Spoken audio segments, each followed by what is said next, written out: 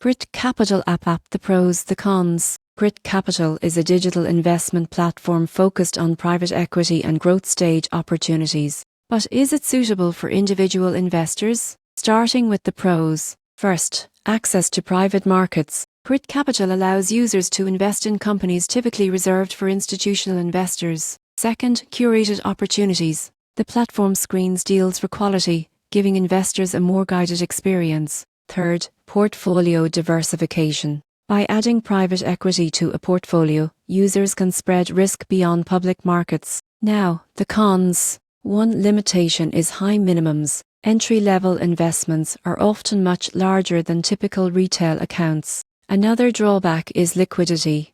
Private market investments are long-term and cannot be easily sold, which increases risk. The surprising truth? Many investors overlook private equity as a way to diversify beyond traditional stocks and bonds. Grit Capital opens this door for those with the capital and patience to invest long-term. In conclusion, the pros: private market access, curated deals and diversification make Grit Capital appealing for sophisticated investors. The cons: high minimums and illiquidity mean it's not suitable for beginners or those needing quick access to funds.